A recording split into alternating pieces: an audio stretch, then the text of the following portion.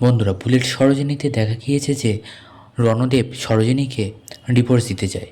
তখন সরোজিনী বলে, আপনি আমাকে ডিভোর্স দিতে চান?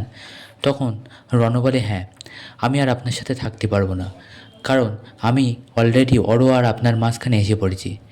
তখন সরোজিনী অনেকভাবে বোঝানোর চেষ্টা করে যে আপনি কোনোদিনই আমাদের মাঝখানে আসেননি, যা হয়েছে সেটা একটা পরিস্থিতির শিকার, তাতে আপনারও কোনো হাত ছিল না। রণ বুঝতেই চায় না। এরপরে তখন সরোজিনী বলে, আচ্ছা ঠিক আছে, আপনি কি প্রমাণ চান বলুন। আপনাকে যে ভিডিওগুলো দেখানো হয়েছে তাদেরকে যদি এনে আপনাকে সমস্ত সত্যিটা বলি তাহলে বিশ্বাস করবেন তো? তখন রণ বলে, আপনি যাই দেখান না কেন, যত প্রমাণই আনেন না কেন, আমি আসল সত্যিটা জানি, কারণ অরো আমাকে সবার প্রথম বলেছিল যে ও আপনাকে ভালোবাসে। সে কথাটা অরো আমাকে প্রথম বলেছিল।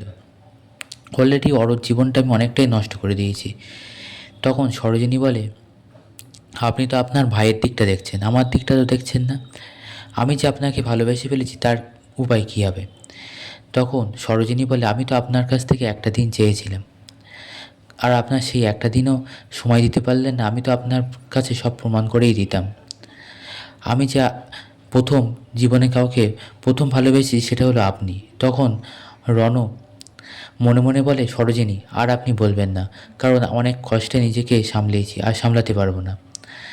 এরপরে দেখা যায় রণ রেগে গিয়ে ডিভোর্স পেপারটা ছুঁড়ে দেয় আর দিয়ে গেস্ট হাউসের মধ্যে চলে যায়। তখন সরোজিনী বাইরে সারা রাত অপেক্ষা করতে থাকে, আর রণ ওপর থেকে দেখতেও থাকে।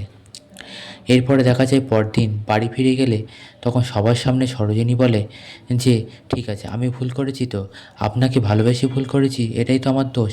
ঠিক আছে, আমি চলে যাচ্ছি বাড়ি থেকে। এই বলে সরোজিনী বাড়ি থেকে বেরিয়ে পড়ে। তখন রণ এদিক থেকে অরো দুজনেই খুঁজতে বেরোয় সরোজিনীকে। তবে অন্যমনস্ক থাকায় দেখা যায় সরোজিনীর হঠাৎ কার অ্যাক্সিডেন্ট হয়, আর সেই খবরটা পেয়ে রণ পুরো উতলা হয়ে ওঠে। কী করবে ভেবে পায় না, কান্নায় ভেঙে পড়ে রণ, আর তখন বলেও ফেলে ভালোবাসার কথা। বন্ধুরা, আগামী পর্বে ঠিক কী হতে চলেছে জানতে চোখ রাখুন আমাদের চ্যানেলে।